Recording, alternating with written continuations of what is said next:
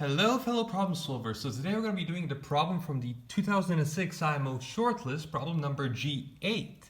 I suggest you try this geometry problem out for a minimum of 30 minutes, ideally an hour to an hour and a half, but not more than 2.5 hours. And the reason I'm telling you to try this problem out for like that short amount of time, even though it's a difficult problem, a G8, is because it's an idea or two problem and I don't want you wasting a lot of your time.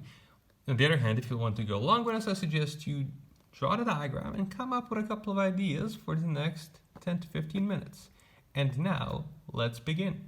So here's the problem. We have this point P inside of this quadrilateral such that PAD and PBC, these circumcircles, are tangent, which really means that if this is x, and this is y, then this is x plus y.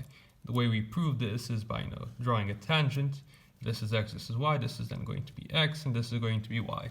And that is enough and equivalent, really. Like if this is x plus y, x and y, then it's tangent, and vice versa. If it's tangent, this holds true. And we have this condition for P, so the sum of this angle plus this one is less than or equal to 90. And this one plus this one is also less than or equal to 90. And we need to prove that AB plus CD is greater than or equal to BC plus AD. It's just wild what we need to prove. So now the first sort of thing is like, how do you use this fact, and how do you use the fact like that these two are tangent in some way? What can you add, reflect, do, try something out? So one idea is, okay, this sum isn't that very nice right now. So let me make it nicer, let me see what else I can get. And the first thing is like, this intersection of these circles is, I'll get the sum of these two angles. I'll get this right here will be that sum. Like I'll get this angle right here is going to be this plus this, because this is 180 minus this one, 180 minus that one, so I'll get this sum. And I'll get these angles on the other side, so I'll be having that this is less than 90 and this is less than or equal to 90. So that's something I can actually, it has some connection to BC, AD, much more so than this sum. And let's look at that point, let's see what it's like. So for this point, what do we have? What do we have from the fact that these are tangent? Are these potentially tangent or not? Let's explore this. I invite you to take 5-10 minutes and see if this is a path worth exploring. Well, the answer is, okay, let's look at the angles. So let's look at them on this side, just because it's simpler. Let this angle be theta, whatever, I don't know what this is called. But actually, what is this called? Phi, yeah, this is phi. So then the angle that we have on one hand, this is the angle QCB, is going to be y minus phi.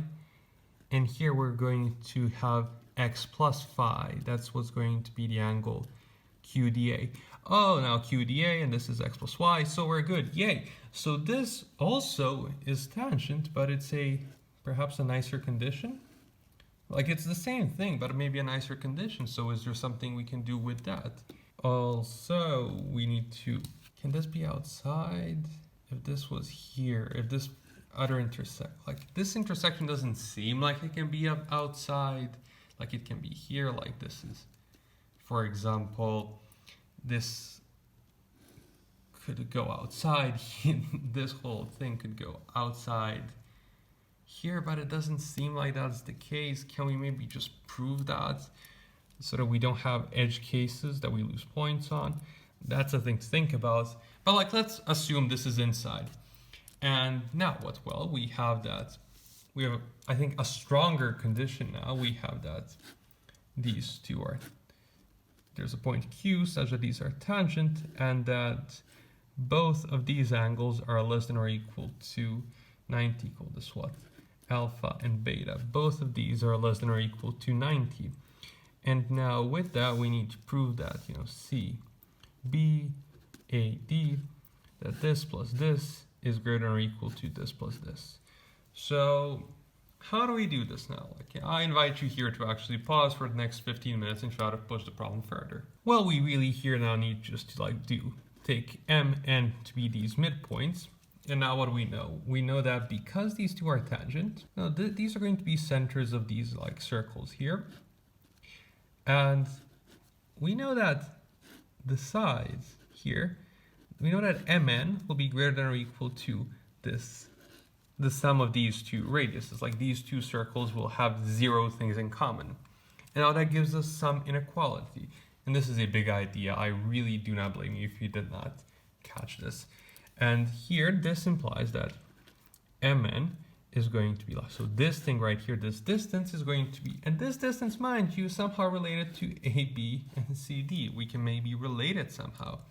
So now Mn is going to be greater than or equal to half of AD plus half of BC. So now what we would need, mind you, we need to prove that AB plus CD is greater than or equal to this. So now it's enough to prove that AB plus CD is greater than or equal to 2 times Mn. And this seems something that's maybe plausible, so let's try and do this. I invite you to take 5 minutes and try to do this. Here's the solution. Basically, you take a diagonal and you finish it up. It's like, I remember solving this like when I was in the early part of my math career, like when I was learning geometry. So MO is half of DC, ON is half of AB.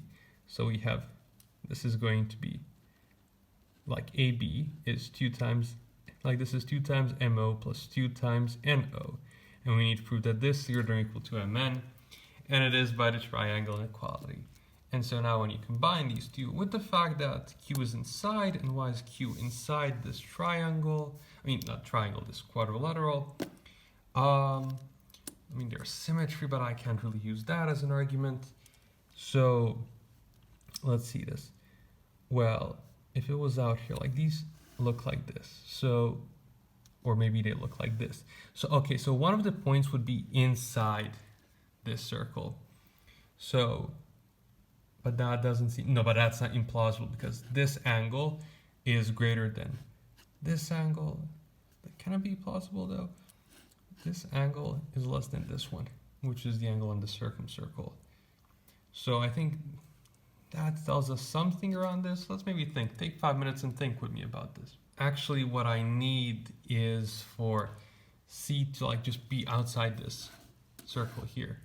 So I need this angle plus this angle to be greater or, less than 180, And is that the case? Well, this is going to be, if this is some, call it, I have Y, Z, then I have Z plus something plus X plus Y is 180. So Z plus Y is definitely less than 180, which is this angle. So we're good, which means C is outside, D is outside. So Q has to be on this arc, CD, which means it's inside. And it similarly has to be on this arc. So I think that's, I think that sounds good enough to prove that it's inside the circle. I don't know. Think about it. Let me know in the comments below. And this is a cool problem. It's a difficult problem because it's an inequality, which don't come often, which you can't really just calculate, but you have to use these nice little tips and tricks. And this solves our problem. And also, before we finish up, I just want to point out, this is a thing we actually used before. I believe so. I've done a problem like this. If not, I'm planning on. It's if you have these two angles, intersect the circumcircle and you'll get their sum. If their sum is something that you're working with, intersect them and see what you get. And you got something nice here. This solves our problem. And as always, thanks for problem solving.